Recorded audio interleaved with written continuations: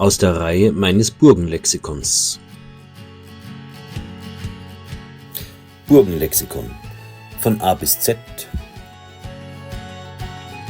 Was Sie schon immer über Burgen wissen wollten oder auch nicht. Von und mit Matthias Helzel alias der Burgenmeister. B wie Böcklerbund, der erste Aufstand der Herren des Waldes. Wenn wir heute an Ritter denken, haben wir meist Burgen, Turniere und glänzende Rüstung vor Augen. Doch im späten Mittelalter schlossen sich Ritter auch zu politischen Bündnissen zusammen, den sogenannten Ritterbünden. Ritterbünde waren im 14. und 15. Jahrhundert keine Seltenheit. Adlige schlossen sich zusammen, um ihre Rechte zu schützen, gemeinsame Interessen zu vertreten und sich gegenseitig zu unterstützen. Dabei ging es nicht nur um Krieg oder Fehde. Die Bündnisse regelten auch Streitigkeiten unter ihren Mitgliedern und dienten dazu, den politischen Einfluss der Ritterschaft gegenüber Fürsten und Herzögen zu bewahren. Besonders im Bayerischen Wald hatte sich eine selbstbewusste Ritterschaft entwickelt. Durch die Hussitenkriege waren viele Adlige stark belastet worden und mussten die Grenzverteidigung oft auf eigene Kosten organisieren.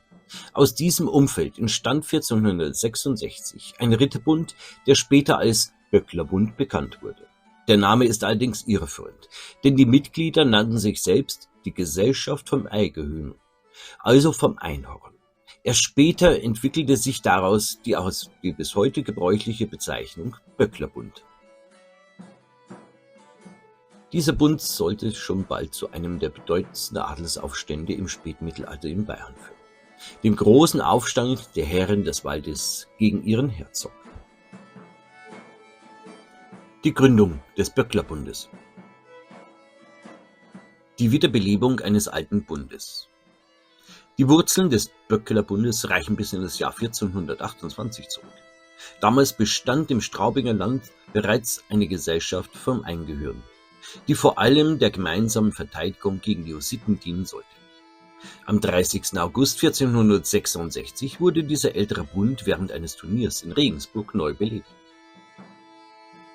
Insgesamt 41 Ritter und Edelknechte aus dem Bayerischen Wald, dem Straubinger Land und dem Nordgau schlossen sich erneut zusammen. Zu den führenden Persönlichkeiten gehörte Hans von Degenberg, Hans von Nußberg, Sebastian Pflug von Rabenstein und Niklas von Abensberg. Zum Hauptmann des Bundes wurde Sebastian Pflug von Rabenstein gewählt, unterstützt von mehreren Räten, darunter Hans von Degenberg und Hans von Nußberg. Im Zeichen des Einhorns. Als Erkennungszeichen trugen die Mitglieder eine Kette mit einem Anhänger. Nach manchen Überlieferungen zeigte dieser einen Bock, nach anderen ein Einhorn. Die Ritter selbst bezeichneten ihren Bund jedoch als Gesellschaft vom Eingehören, also als Gesellschaft vom Einhorn. Aus dieser Bezeichnung entwickelte sich später der Name Böckler, unter dem der Bund bis heute bekannt geblieben ist. Das Einhorn stand dabei nicht nur als Erkennungszeichen, sondern symbolisierte auch Zusammenhalt, Ehre und den gemeinsamen Schutz der Mitglieder.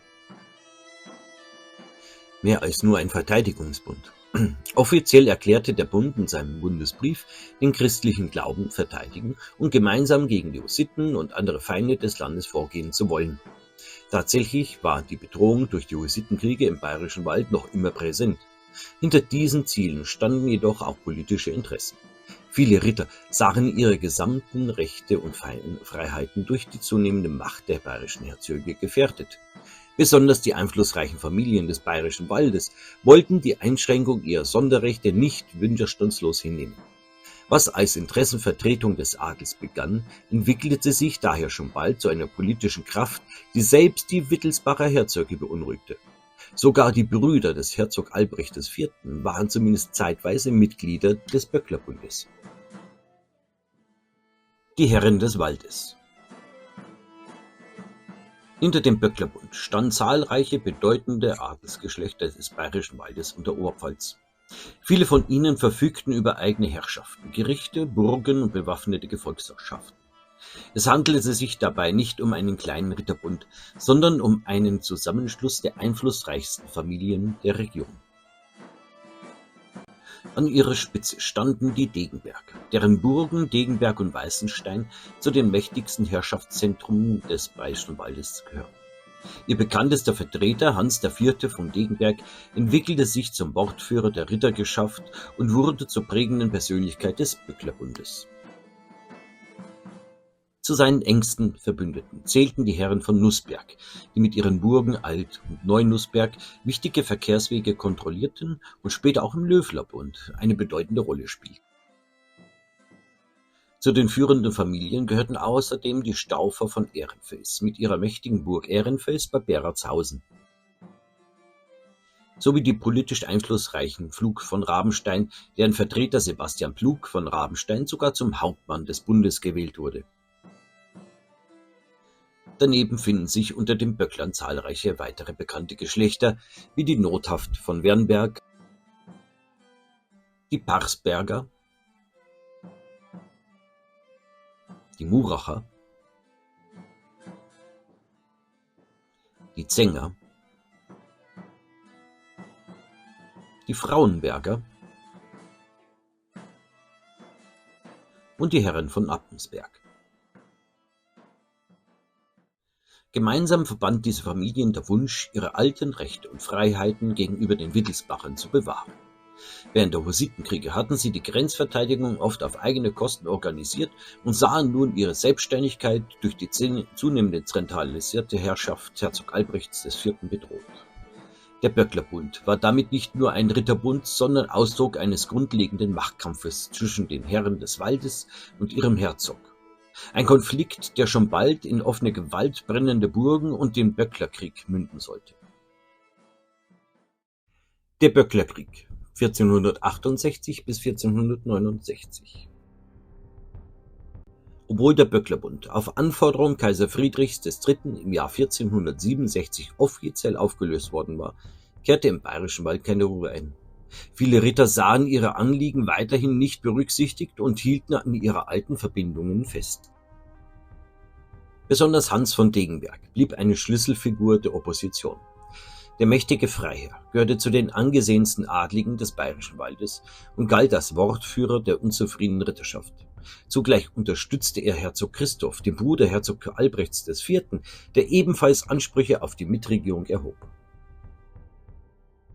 Herzog Albrecht IV. Betrachtete diese Entwicklung mit wachsendem Misstrauen. Für ihn war der Böcklerbund längst mehr als nur eine harmlose Adelsgesellschaft. Er sah darin eine politische Bedrohung für seine Herrschaft. Im Jahr 1468 eskalierte die Lage endgültig. Hans von Degenberg geriet zunächst in eine Fehde mit Georg Donnersteiner von Haibach. Noch bevor Herzog Albrecht selbst militärisch eingriff, verlor Degenberg durch eine List seine Stammburg. Dies sollte den Beginn des Untergangs der Böckler markieren. Am 24. Juni 1468 rückte ein herzogliches Heer unter Georg von Lerchenfeld gegen die Burg Degenberg vor. Die bereits besetzte Burg wurde übernommen und anschließend vollständig zerstört. Doch damit begann der eigentliche Feldzug erst. Im November 1468 zog Herzog Albrecht IV. Persönlich mit einem starken Heer in den Bayerischen Wald. Ihm standen moderne Geschütze zur Verfügung gegen die vielen der älteren Burgen kaum noch wirksamen Schutzburgen. Die Zeit der uneinnehmbaren Ritterburgen näherte sich ihrem Ende. Eine Burg nach der anderen fiel in die Hände der herzoglichen Truppen. Zu den wichtigsten eroberten und zerstörten Anlagen gehörten Burg Falkenfels. Der Herren von Falkenfels fiel im November 1468.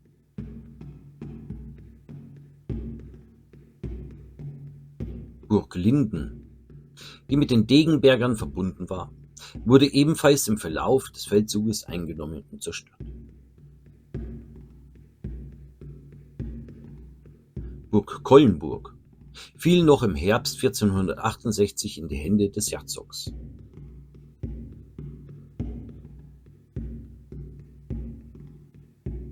Burg Weißenstein, eine der Hauptburgen der Degenberger, wurde am 5. Dezember 1468 erobert.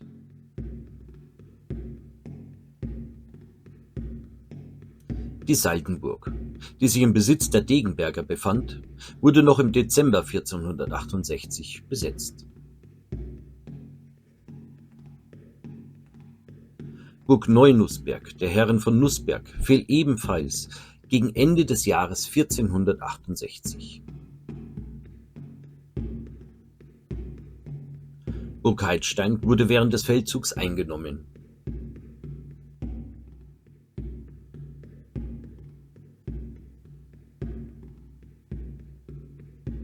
Burg Eschelkamm wurde ebenso eingenommen und zerstört.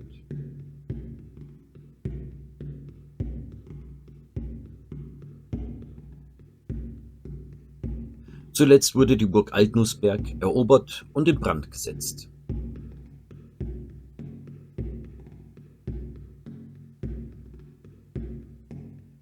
Besonders die Einnahme der Burg Weißenstein am 5. Dezember 1468 stellte einen schweren Schlag für die Degenberger dar. Die mächtige Felsenburg gehörte zu den bedeutendsten Burgen des Bayerischen Waldes. Auch Orte und Klöster blieben von den Kämpfen nicht verschont. Das Kloster Rinchnach wurde niedergebrannt, ebenso der Markt Zwiesel. Bereits Anfang Januar 1469 war der Widerstand der Böckler zusammengebrochen. Der Herzog hatte den Bayerischen Wald militärisch unterworfen und den Einfluss der aufständischen Ritter entscheidend geschwächt. Am schwersten traf die Niederlage jedoch jene Familie, die als eigentlicher Anführer des Bundes galt, die Herren von Degenberg. Die Degenberger, Könige des Waldes und ihr verlorener Schatz.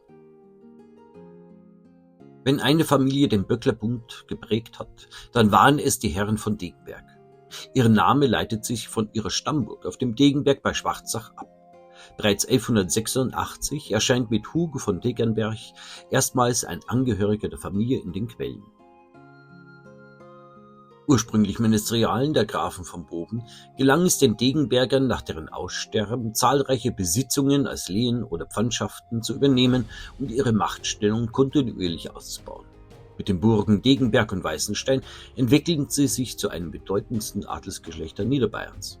Zu den herausragenden Vertretern der Familie gehörten Eberwein und Hartbeck von Degenberg, der als Hofmeister Kaiser Ludwigs des Bayern diente. Im 15. Jahrhundert erreichten die Degenberger den Höhepunkt ihrer Macht. Hans II. Von Degenberg gründete 1421 bei Regen ein Spital und die Heiliggeistkirche. Sein Sohn Hans III. Wurde 1465 von Kaiser Friedrich III. In den Reichsfreiherrenstand erhoben, was das Ansehen und das Selbstbewusstsein der Familie weiter stärkte. Die eigentliche Schlüsselfigur des Böcklerbundes war jedoch Hans IV. Von Degenberg. Als Herr auf Degenberg, Weißenstein und zahlreichen weiteren Besitzungen gehörte er zu den mächtigsten Adligen des Bayerischen Waldes. Als Wortführer der Ritterschaft entwickelte er sich zum politischen Kopf des Böcklerbundes und führte den Widerstand der Herren des Waldes gegen Herzog Albrecht IV. Von Bayern-München an. Im Staatsarchiv München hat sich der Absagebrief, also der Fehdebrief des Hans von Degenberg erhalten, den er an den Herzog Albrecht IV. Sendet.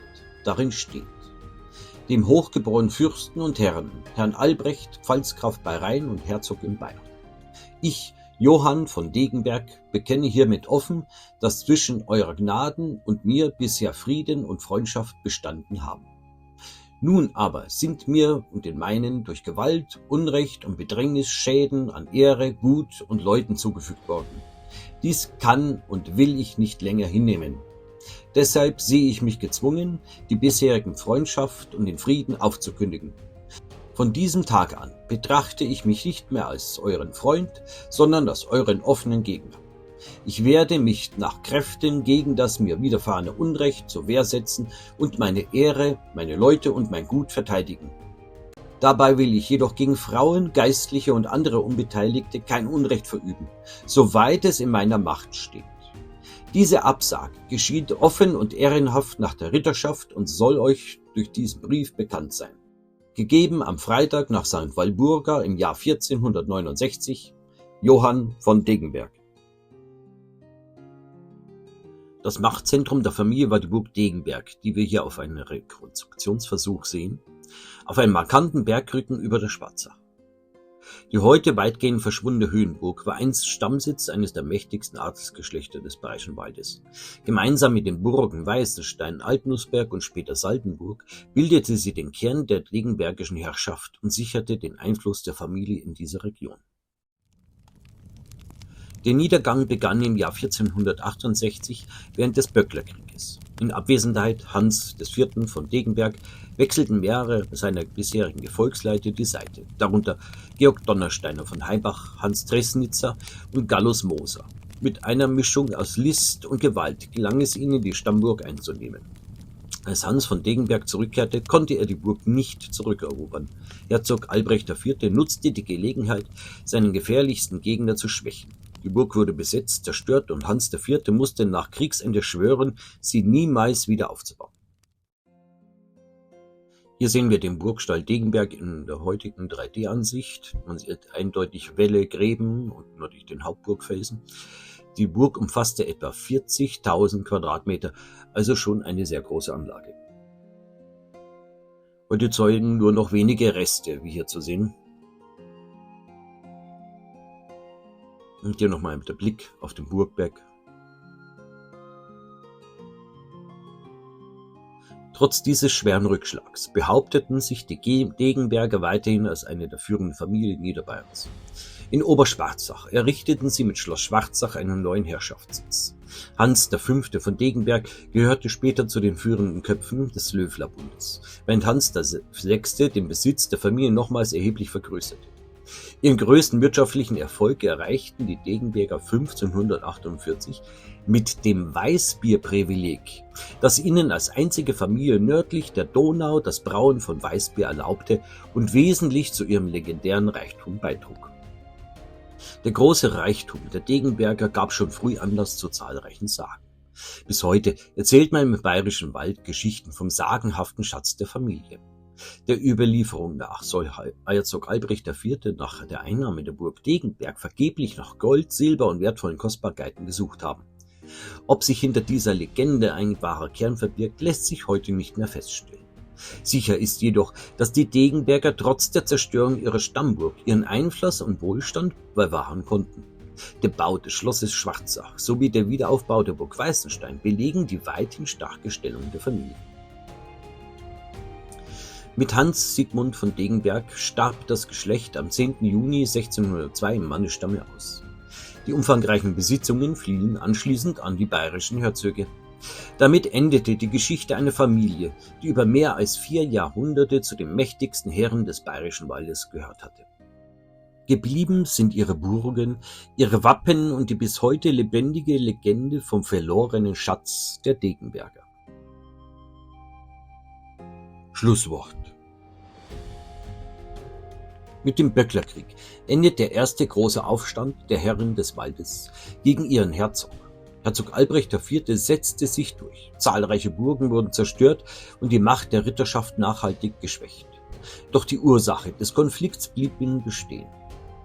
Viele Adlige sahen ihre alten Rechte weiterhin bedroht und widersetzten sich der zunehmenden Zentralisierung der herzoglichen Herrschaft. Die Geschichte der Herren des Waldes war damit jedoch noch lange nicht zu Ende. Schon wenige Jahrzehnte später sollten sich viele der beteiligten Familien erneut zusammenschließen, diesmal unter dem Zeichen des Löwen. Sie nannten sich die Löwler. Um den Löwlerbund und den zweiten Aufstand der Herren des Waldes wird es in einem der nächsten Videos gehen. Kanntet ihr den Böcklerbund bereits? Und welche Ritterbünde des Mittelalters kennt ihr noch? Schreibt es gerne unten in die Kommentare. Danke, dass Sie dabei waren. Ich hoffe, Sie konnten ein Stück Burgengeschichte, Burgenwissen mitnehmen. Ihr Matthias Helzel alias der Burgenmeister. Und nicht vergessen, abonnieren und liken ist kostenlos. Dieses Video wird präsentiert und unterstützt von der Vermittlung Historischer Immobilien OHG.